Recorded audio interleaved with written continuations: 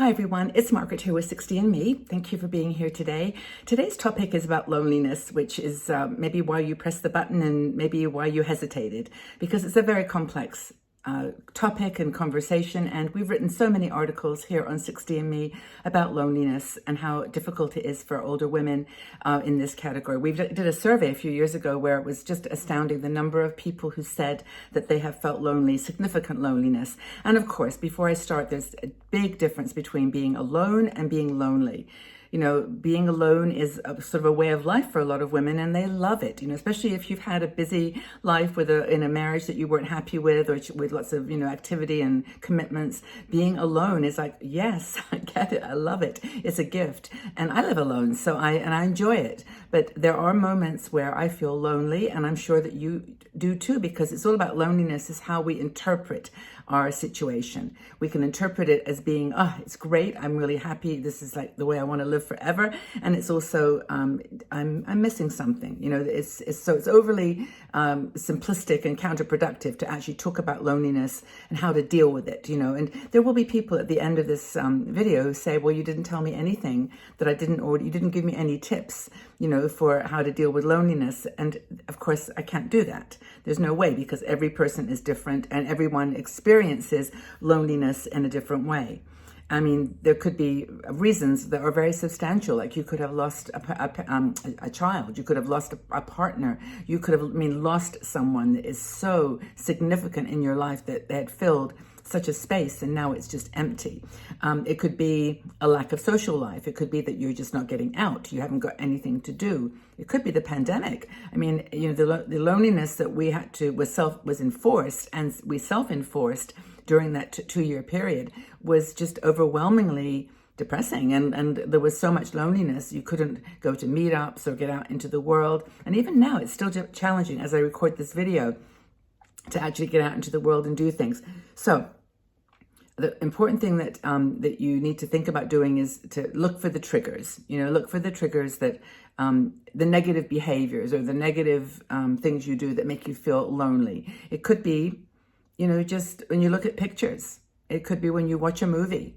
There's a woman, I follow her on TikTok of all places, but I've actually been doing some videos there. And if you're on TikTok, come on over. I'm doing very simple, like not crazy things. It's just a conversation about getting older.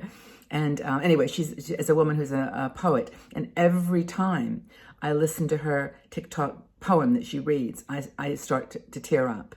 I don't know what it is about them. She just touches my heart with things I've missed, things that I don't have in my life anymore.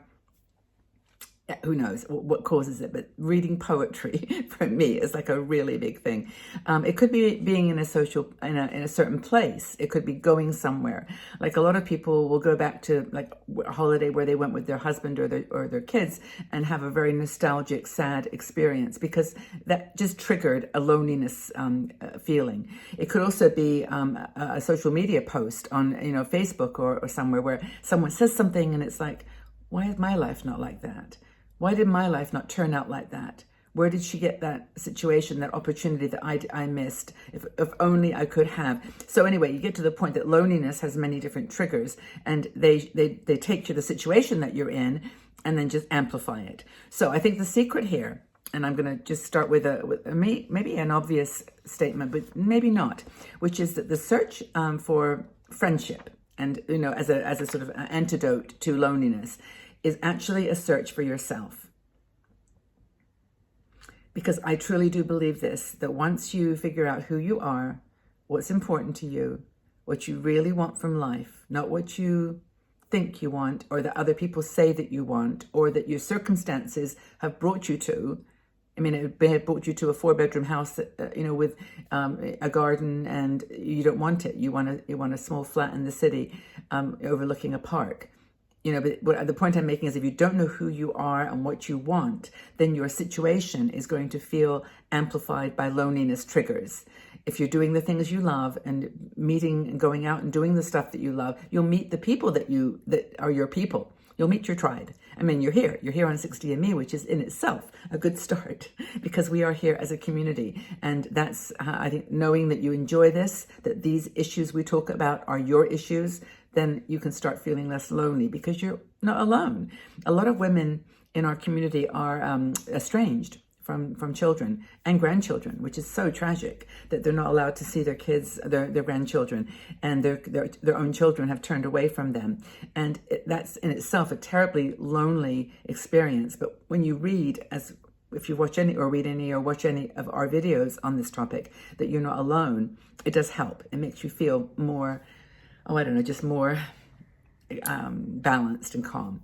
But anyway, the secret is to start small. You can only control what you are doing. You can control yourself. The rest will be for other people to do. And that's one of the things about loneliness, is you feel like you're really on your own in your own little bubble, your own little world, and you're never going to meet people that really like you, that care about you, that think you're important, or that you're useful. And that's the worst thing that can happen. So try just controlling the things that you can control for yourself, and spend time every day if you can, doing some meditation, doing some thinking about who you are, journal, write it down, figure out the things that you really love to do, and then go do them. But do them, don't have to go like join a club and commit yourself to 10 weeks of tango dancing. Just go try things, try a couple of things. And this is not the same, by the way, as someone saying, oh, come on, you're feeling lonely, just get out there, do something. I mean, this is not what I'm saying, because that's random. What I'm asking you to do is to listen to your own heart and what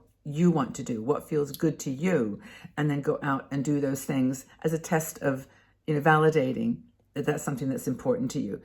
So we all can give people 50 ways to meet new people. Take a class, go to the gym, volunteer, go to the community, join your church. We could all do these things. I mean, I can give you 100 things that you can do. Go on a cruise, go on a trip. I can get out of your house, go for a walk. Doesn't work, does it? If you're feeling lonely, you're feeling deeply lonely in your soul, in your heart. So the secret here is to don't worry about finding people. Don't worry about finding friendships. First of all, spend some time finding yourself and finding what your loneliness triggers are, and finding ways to avoid them, or not avoid them, but move away from them or through them. That's the secret. Find a way of looking for purpose in your life and finding those little passions. They're there. They may have been absorbed and swallowed up by sadness or just habits that you've gotten into that are making you feel sad and lonely. But loneliness is really a search for friendship. And a search for friendship is really a way of addressing your loneliness. So finding yourself, I know this sounds so cliche, doesn't it? But find yourself, but find the things that you love to do and go out and do them. You will find the people, but not because you went to the place or you got out of the house. It's because you know in your heart of hearts that that's you. That is you, the true you. And you will find ways to express that. It may not be with other people at the end of the day. It may be that your passion for something like painting or writing or hiking or whatever, swimming, those are the things that help you find yourself and be happy. Be happy by yourself. So do you agree that the search for friendship is actually a search for ourselves? Is there any truth in that statement for you? I hope so. It works for me because I do know that the times that I've done things that I've really enjoyed have been the times that I've found joy for myself, and also bumped into people that were loving it too. So what advice would you give to a friend right now who is lonely, and who you have determined through conversation is lonely because they don't have any friendships, they don't have anyone that loves them, they have no connections? What would your advice be? Hope that you found this useful. Please like this video if you did find it enjoyable, or any glimmer of hope or inspiration, because that will enable the algorithms on YouTube to share this video with other people. And we want to reach as many lonely women as we possibly can, women over 60 especially. So please like the video, and if you want to join, subscribe to this channel. That would help a lot as well. And also, we do 4 videos. I do 4 videos every week. So if you press the notification bell, which is just next to the subscribe button, you'll be able to then know when new videos are launched. We have a Patreon supporters group, by the way, which is for you if you want to meet in a smaller group, more private group. It's patreon.com/, patreon.com, Patreon, Patreon, and you can come and join us for live shows. We have exclusive videos and just a really nice group of people that you might make some friends with. Great antidote for loneliness. Come join our Patreon group. Take good care, everybody. Have a fabulous day, and know that I really do respect and love you for your journey. I'm with you, by your side, and here for you always. Take good care.